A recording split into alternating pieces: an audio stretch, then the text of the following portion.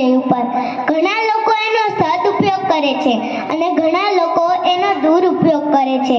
જે સદુપયોગ કરે છે એને મારા વંદન અને જે દુરુપયોગ કરે છે એને મારા અભિનંદન. મારા વિષયનું નામ છે मोबाइल आशीर्वाद के अभिशाप. बदलती दुनिया का ऐसा असर होने लगा, बदलती दुनिया का ऐसा असर होने लगा, आदमी पागल और फोन स्मार्ट होने लगा, आदमी पागल और फोन स्मार्ट होने लगा. તમે ફોનનો ભરપૂર ઉપયોગ કરો, તમે લેપટોપનો ભરપૂર ઉપયોગ કરો, તમે આઈપેડનો ભરપૂર ઉપયોગ કરો, તમે તેમાં અભ્યાસનો ભરપૂર ઉપયોગ કરો. યાદ રાખજો, એ આપણી સેવા માટે છે. કોઈક સંતને માણસ એવું પૂછે છે, મોબાઈલ આપણા માટે આશીર્વાદ છે કે અભિશાપ? ત્યારે સંત સરસ જવાબ આપે છે, જો તેનો વિવેકપૂર્ણ ઉપયોગ કરવામાં આવે તો તે આશીર્વાદ છે અને જો તેનો દુરુપયોગ કરવામાં આવે તો તે અભિશાપ છે. આગળથી ગળ્યું લાગે છે પણ આખી જિંદગી બરબાદ કરી નાખે છે. મારે તમને એક વાર્તા કહેવી છે. શાળામાં શિક્ષકે બધા જ વિદ્યાર્થીઓને નિબંધ લખવાનું કહે છે. એના વિષયનું નામ છે માં. બધા જ વિદ્યાર્થીઓ ખૂબ જ સરસ લખે છે. ત્યારે એક વિદ્યાર્થી એવું લખે છે કે તેનો હાથ મારે તમને કહેવો છે કે હે ઈશ્વર, જો તું મને આવતા જન્મમાં માનવનો જન્મ આપવાનો હોય ને તો તું મને નહીં આપતો. મારે મોબાઈલ બનવું છે. મારી મમ્મી જેટલો મને પાસે રાખે છે ને એનાથી તો વધારે ના મોબાઈલને પાસે રાખે છે. જો તું મને માનવનો જ અવતાર આપવાનો હોય ને તો તું મને ઓફલાઈન મમ્મી આપજે કે મારી સાથે રમે, મારા અને પપ્પા માટે ગરમા ગરમ નાસ્તો બનાવે એવી મારે ઓફલાઈન મમ્મી જોઈએ છે.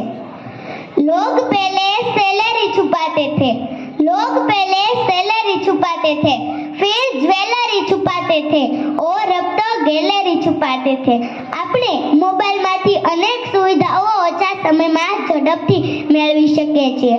આપણે પણ મોબાઈલમાંથી સારા વિડીયો જોઈને પ્રેરણા લઈ શકીએ છીએ. આપણે પણ ફેસબુક અને સોશિયલ મીડિયાના માધ્યમથી લોકોને સંદેશો આપી શકીએ છીએ. છતાં પણ આપણને મોબાઈલની એટલી લત લાગી છે કે આપણે મોબાઈલ વગર એક ક્ષણ પણ નથી રહી શકતા. આપણે મા બાપને મૂકીને, બાળકોને મૂકીને, પત્નીને મૂકીને વિદેશમાં રહી શકીએ છીએ પણ મોબાઈલને મૂકીને નથી રહી શકતા. મોબાઈલનો વધુ ઉપયોગ કરવાથી માથાનો દુખાવો, ચીડિયો સ્વભાવ થઈ જાય છે અને યાદશક્તિમાં ઘટાડો થઈ જાય છે. છતાં પણ આપણે મોબાઈલોમાં કલાકો સુધી ટાઈમ વેસ્ટ કરીએ છીએ.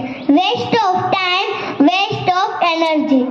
મને અહીં એક પંક્તિ કહેવાનું મન થાય છે, કોલગેટને પહેલા ફેસબુકને રોજ ચાખે, કોલગેટને પહેલા ફેસબુકને રોજ ચાખે, લાઈક અને કોમેન્ટનો ચોખ્ખો હિસાબ રાખે, લાઈક અને કોમેન્ટનો ચોખ્ખો હિસાબ રાખે. ભૂમિતિની રેખાને ભૂગોળના પર્વત ચડશે, ભૂમિતિની રેખાને ભૂગોળના પર્વત ચડશે.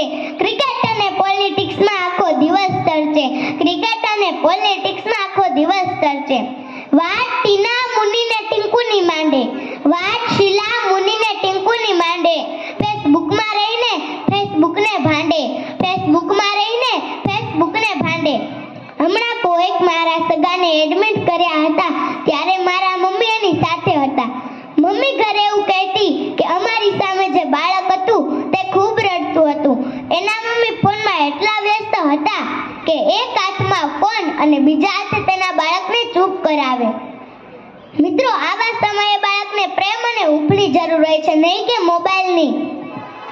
ઓનલાઈન ઓર્ડર કરીને જવાની મજા આવે છે કે પછી પરિવાર સાથે બેસીને રોટલો ને કઢી ખાવાની મજા આવે છે કે પછી દુકાનમાં કરેલી શોપિંગમાં વધારે મજા આવે છે કે ઓનલાઈન કરેલી શોપિંગમાં વધારે મજા આવે છે?